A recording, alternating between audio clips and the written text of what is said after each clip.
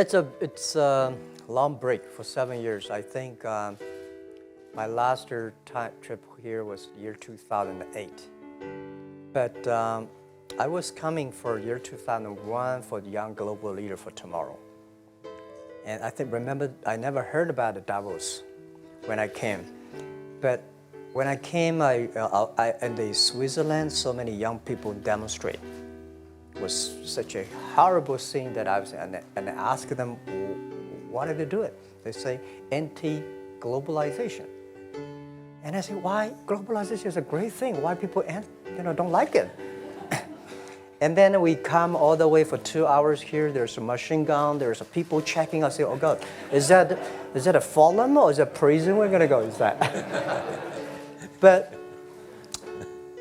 when I joined the Forum at the Young Global Leader, I was thrilled by so many ideas.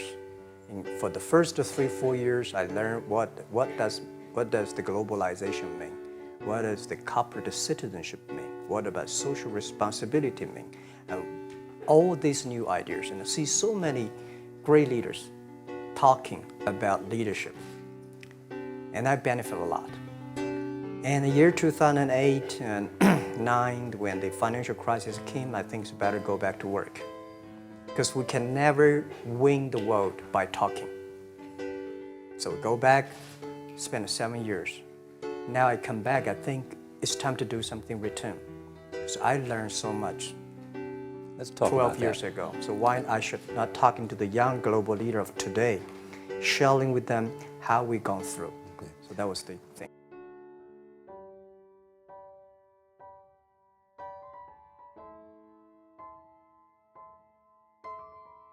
We have over 100 million buyers visiting our site, shopping our site every day. And we created 100 million every day. We created 14 million jobs for China, directly and indirectly. And we grow from 18 people to 30,000 people, 18 people in my apartment, to now we have 4 big campus. Compared to 15 years ago, we were big. But compared to 15 years later, we're still a baby. And how big will you be 15 years from now? I think 15 years ago, I told my team that in the past 15 years, we grow from nothing to this size. And 15 years later, I want people to know about Alibaba, know Taobao, because it's already everywhere. I want 15 years ago when we talk about what is e-commerce, why small business can use this e-commerce, this internet, can do business across the nation. And I hope 15 years later, people forget about e-commerce because they think it's like electricity. Nobody thinks it's a high tech today. Now, this is something that I don't want 15 years later. We still walk on the street talking about why and how e-commerce can help people.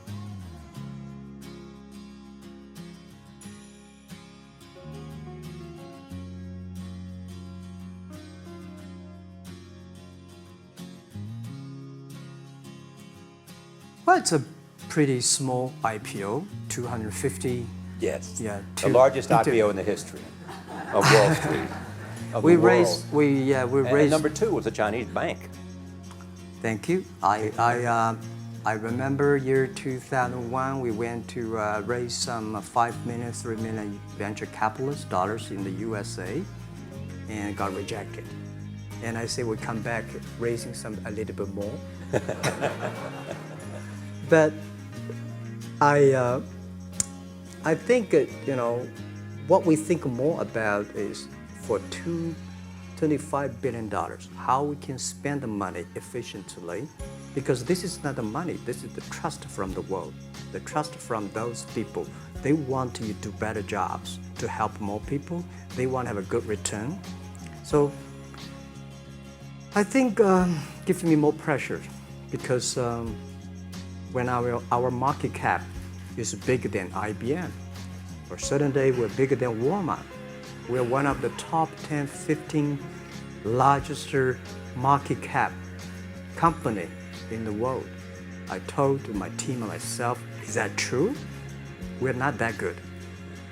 Because years ago, people say, Alibaba model is terrible.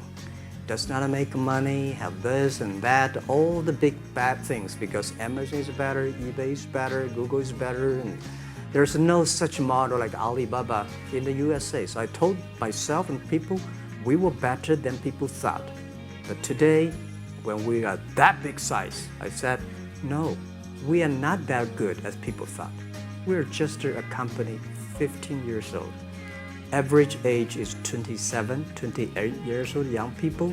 We're doing something that human beings have never tried. So don't move your loot. Your headquarters Your roots are there. there. Yeah, you found it there, loot there. You grew up in the 60s. 64. That was born in 64. That was the time of the Cultural Revolution. Yeah, it was the end of the Cultural Revolution. It was, well, my grandfather was a tiny landlord. Was considered, after liberation, was considered to be a bad guy. So I was, I know how tough it was when I was.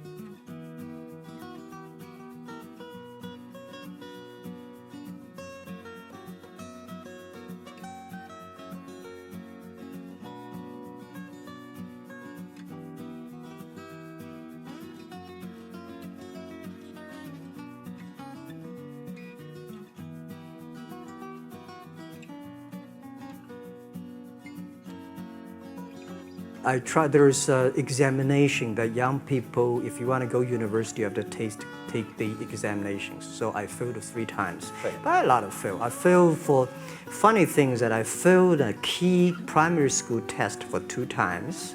And I failed 3 times for the middle schools.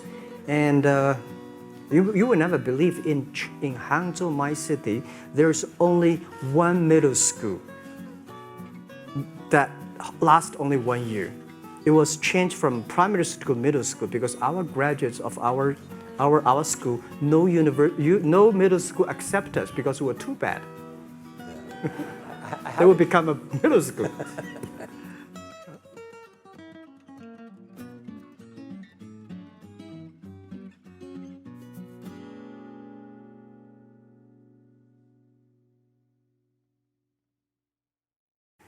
Well, I think we have to get used to it. We're not that good. Even today, we still have a lot of people reject us. I think when I graduated from universities, and before for 3 years I tried to fill in the universities. So I applied jobs for 30 times, got rejected. I went for a police, they said, no, you're not good. I went to even the KFC. When KFC came to China, come to my city, 24 people went for the job. 23 people were accepted. I was the only one guy. And we went for police. 5 people, 4 of them accepted. I was the only guy that did not receive it.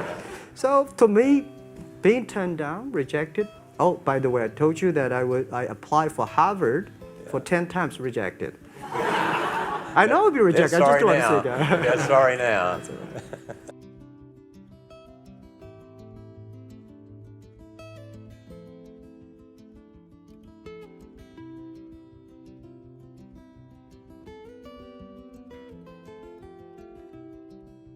Ten times you wrote them and said, I'd like to come to Harvard. Yeah. And then I told myself someday I should go teach there, baby. I think that can be arranged.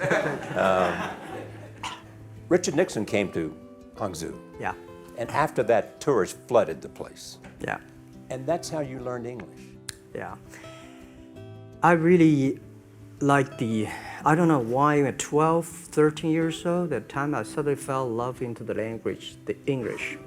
And there's no place you can learn English at that time. There's no books, English books.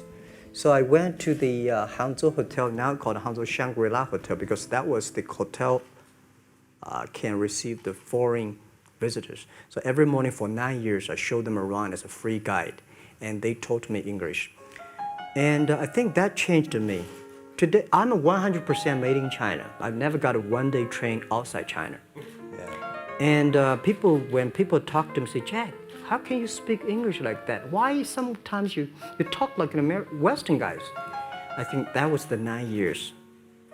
These Western tourists opened my mind because everything they told me are so different from the things I learned from the schools and from my parents.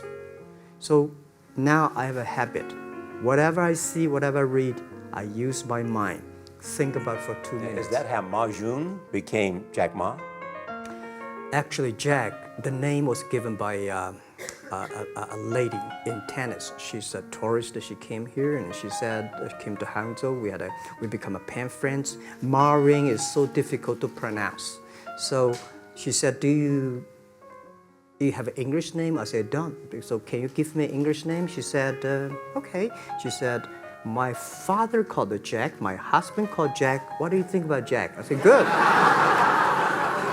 So I've been using that for that many years. Yeah.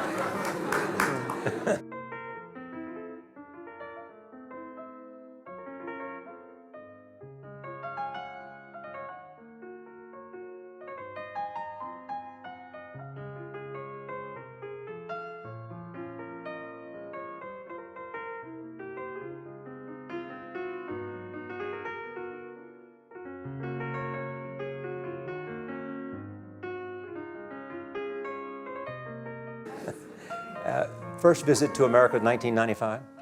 1995, yeah. I come here for a project helping the local government to building up a highway.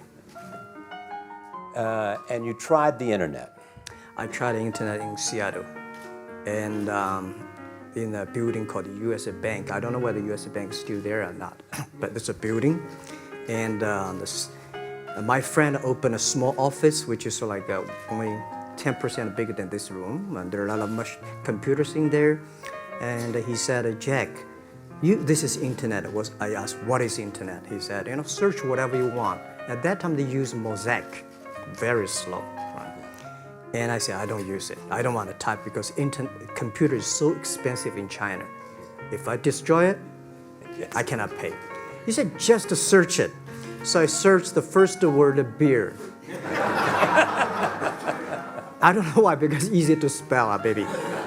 And I see beers from Germany, beers from USA, beers from Japan, but there's no beer from China. And I say, okay, type the second word is China. No data. Nothing. Nothing. And I 1995. 1995. No data about China. So I talked to my friend. Why not make something about China? So we made a small, very ugly-looking page called China. It's something like I did a translation agency and we listed on there. It was so shocking.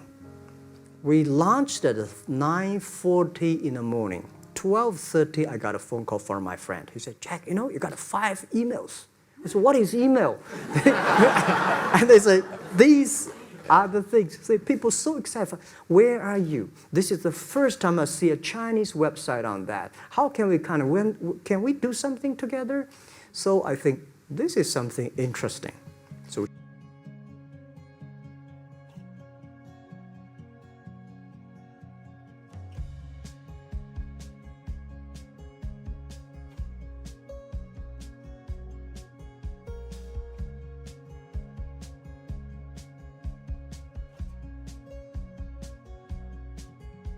should do it.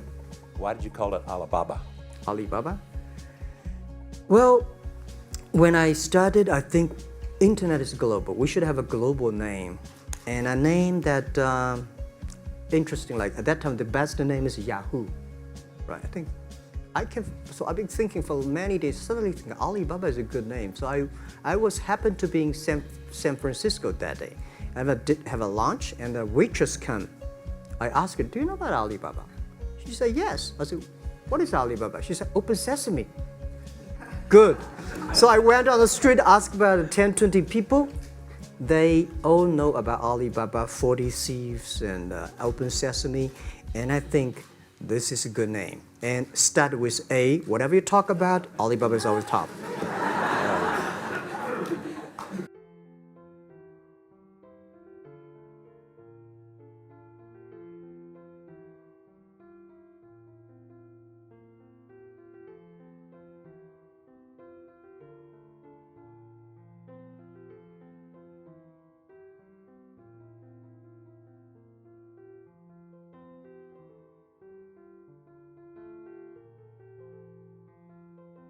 You have said before that in creating Alibaba, you had to create trust Yeah.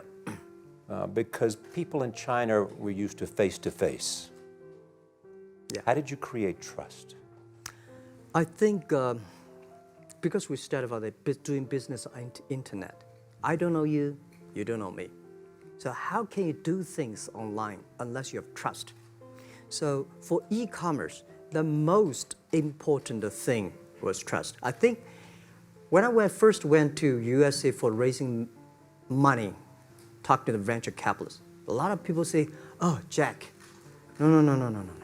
China doing business by the guanxi. How can you do business on internet?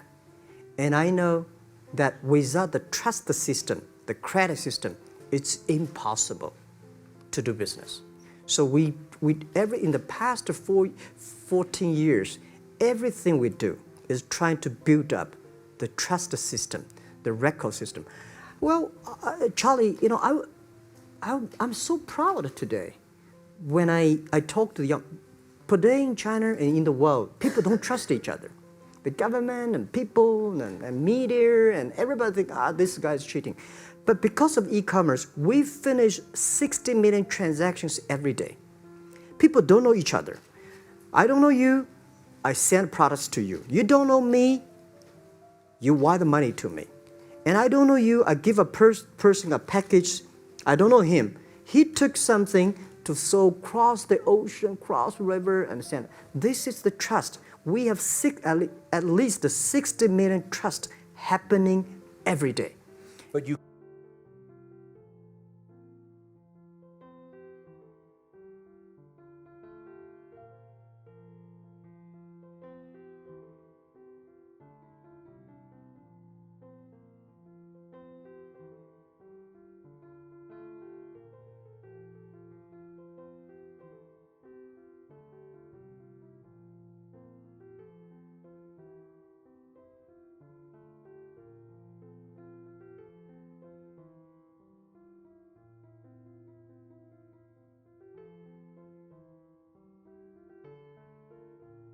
created it by creating an escrow account in the beginning. Yep. You know, and so you keep the money until they got the product. Yeah. And then you release the money. That's true. I mean, the escrow service is about Alipay. When I had, this idea, I would love Davos, because it was a big decision. Because for first 3 years, Alibaba is just like e-marketplaces for information. What you have, what I have, we talk a lot of time, but don't do any business. Because there is no payment. I talked to the banks, no banks want to do it. Banks say, no, this thing never work. So I don't know what to do. Because if I start to launch a payment system, it's against the financial legal laws. Because you have to have a license. But if I don't do it, e-commerce will go nowhere. So then I went to Davos. I listened to a leadership discussion. Leadership is about responsibility. And after I listened to that panel, I give a call to my friends, my colleagues in my apartment, say, do it now, immediately. If something wrong, the government not happy about that, if one body has to go to the prison, Jack might go to the prison. Because it is so important for China, for the world, to build up the trust system. And if you did not do it, and do not do it properly, stealing money, money wash, no trust record, I send you to the prison. That was the thing. And people don't like it. So many people I talked to at that time for Alipay, they say, this is the stupidest idea you have ever got. But I say, I don't wear the stupid club as long as people use it. Now we have 800 million people using this Alipay. Stupid things, if you do web, is better. Alipay is a private.